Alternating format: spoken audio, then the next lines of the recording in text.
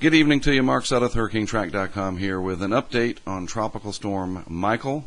And this is the evening update. It's just about 7 p.m. Eastern Time. And I wanted to go over the 5 o'clock advisory package with you to kind of point out a few things that I think need to be pointed out, some things that are concerning. First of all, of course, it is a tropical storm now. Pressure down to 999 millibars already. Winds are up to 50. I think there's no question that this becomes a hurricane at some point, and it's just a matter of time. And no watches or warnings for the United States just yet, but they do mention here that interest along the northeastern and central U.S. Gulf Coast should monitor that progress of Michael. Of course, the areas of western Cuba, and we can just look at that real quick, and still parts of the Yucatan, and maybe even the Cayman Islands here, getting in on some of this action already. We'll revisit the satellite picture in just a moment, the animation there. The wind, I did want to show you this. Where was it that I saw that? Come on. Interest. Data. There it is. Sorry. It's been a long day. Been trying to round up equipment and scramble to get ready to go. Winds are 50.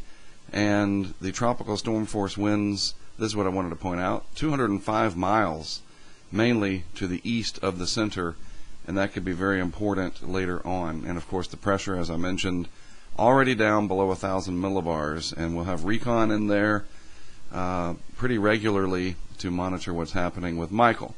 Looking at the discussion, deep convection has continued to develop over the eastern semicircle of the cyclone, and data from the reconnaissance aircraft indicate that the center has reformed farther east, closer to the convection.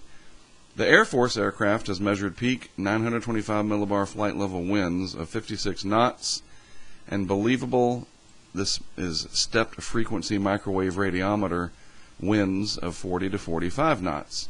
Based on that, the initial wind speed has been increased to 45 knots. So basically 925 millibars in the atmosphere is not too far above the surface, is what they're saying. 5,000 feet up is about 850 millibars. So I don't know, maybe I just can't remember, my mind is scrambled. 925 millibars is between the surface and 5,000 feet. We'll just go with that. And so that's where the Air Force plane was flying, and that's what they'll talk about. They will refer to the flight level as being in this millibar area, you know, the 700 millibar flight level winds, 925, whatever. Okay, so that's what that means. Basically, it's strengthening. And then they mention in this paragraph, the forecaster Brown here, that the center reformation to the east a little bit has, necessitated a general shift to the east of the track. But it's interesting because there's a lot of spread in the timing, as a lot of the models bring it inland close to 72 hours, as is mentioned here, the HWRF as an example, whereas the ECMWF, which is the European model, is much slower and has Michael still offshore at day 4. So, as the result, this is the last paragraph, or the part of the last paragraph I wanted to read and really emphasize. The new NHC track has been shifted eastward primarily in the short term due to the more eastward initial position. The latter portion of the track forecast is again close to the consensus aids due to the large along and cross-track guidance spread. So we still don't know exactly when or exactly where, but the threat to the Florida Panhandle as a whole, the Big Bend area, that is increasing for the Big Bend region, and we'll just have to see how this plays out. This next part, Michael has strengthened despite, and this is important, despite moderate westerly shear. And the shear is actually forecast to decrease. The water temperatures are warm. I talked about that earlier today, and we can see that right here. The upper ocean heat content along its path is very stout.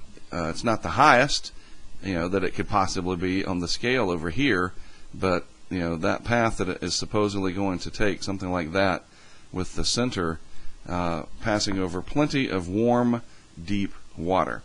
So they expect that it could become a hurricane with pressures below 970 millibars, perhaps.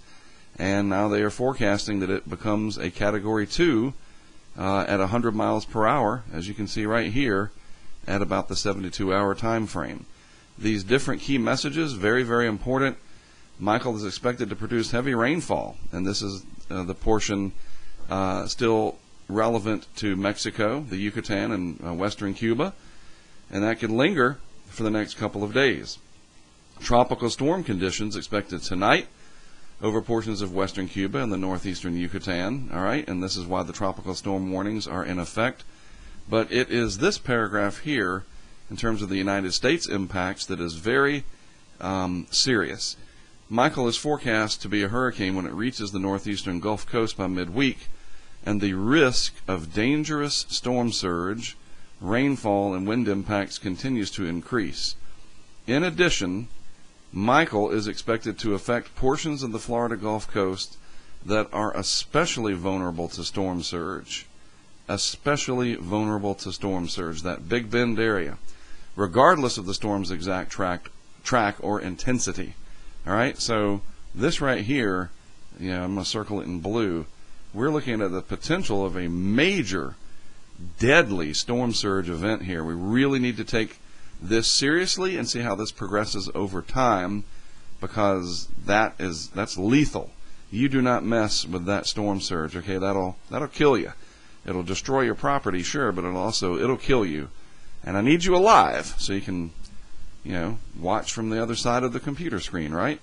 So, obviously residents in these areas should monitor the progress of this system and be ready. You got to follow that advice, especially if you're told to evacuate some of these areas that are vulnerable. You need to do it. Don't question and say, well, it's kind of lopsided. I see people talking about how lopsided it is, or it's going to be an east-weighted system, not, whatever. Are you going to really gamble your life on all that? Okay? Trust what the Hurricane Center is saying. I'm relaying it to you just in a different way, trying to make you understand from my 22 years of intercepting hurricanes in person. And I know this area well, that Big Bend region of Florida here.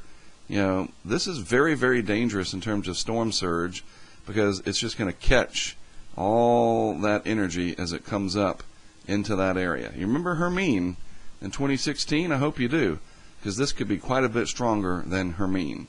This is the track. The 5 p.m. advisory will get, that's Eastern time. We will get intermediate advisories about every 3 hours from here on out as this progresses into the Gulf. And then, as I mentioned earlier, for the deep south, the southeast, etc., this is your hurricane too. This is going to be your problem. Charleston, you're going to have this onshore flow coming in. Remember Irma? I can't say it right. Irma?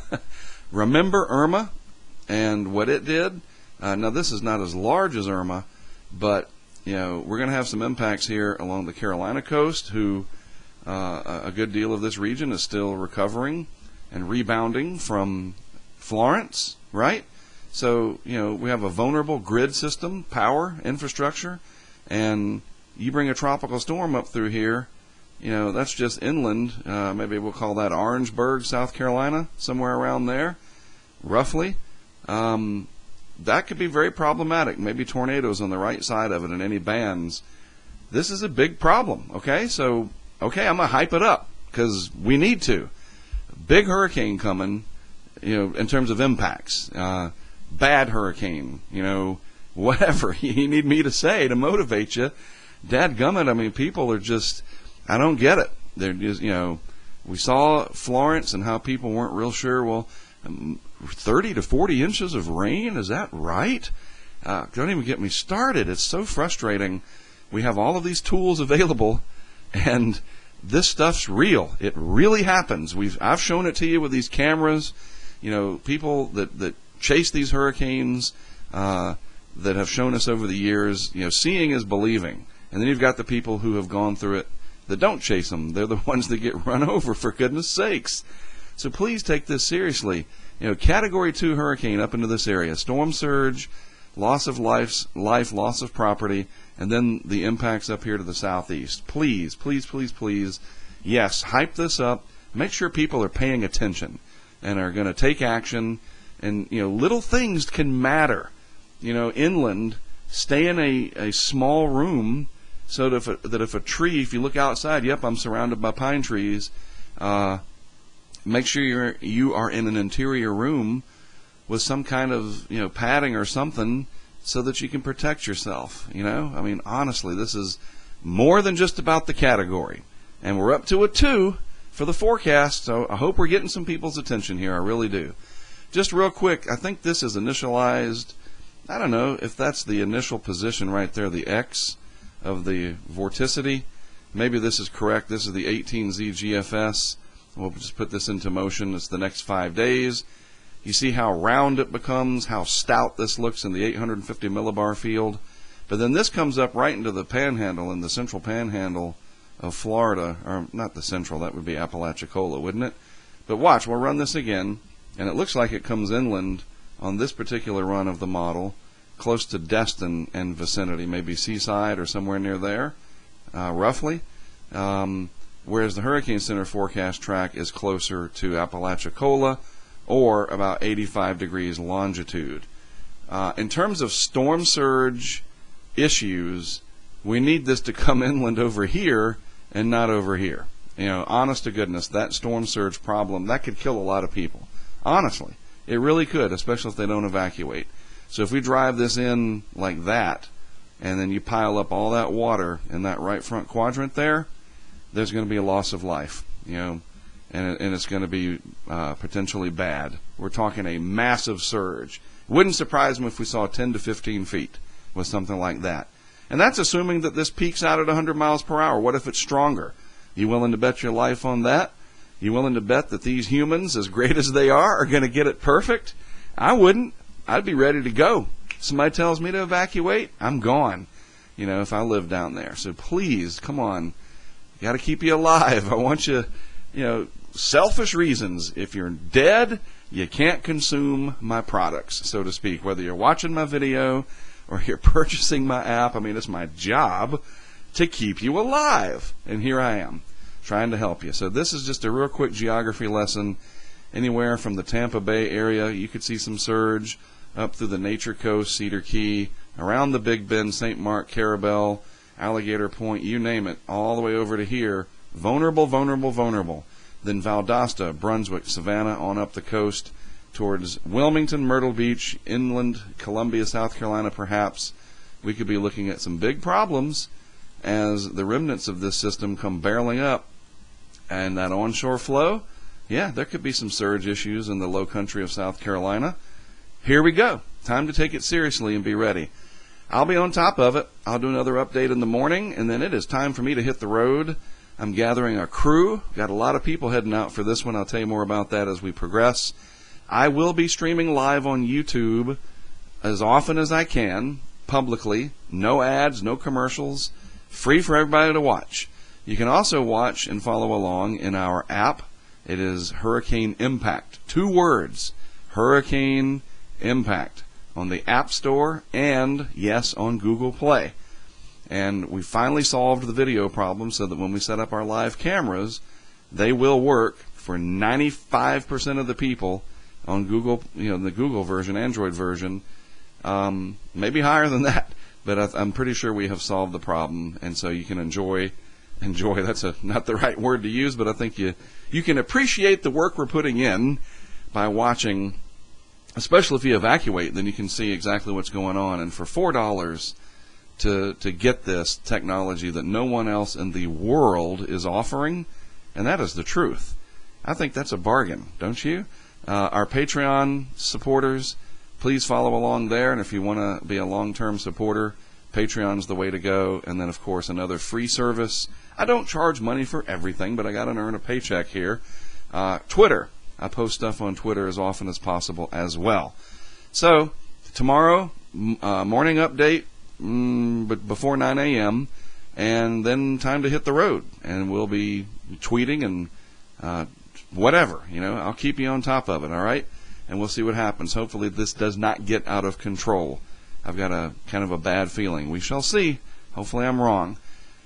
And with that good note, hey, sometimes the reality, it sucks, but we got to deal with it. And on that note, I am Mark Sudduth, HurricaneTrack.com. As always, thank you for tuning in. If you're down in the potentially affected area, start working on taking this seriously and getting ready. And I'll be on top of it to help you, like I have said numerous times already. Have a great rest of your Sunday night. I will talk to you some more tomorrow.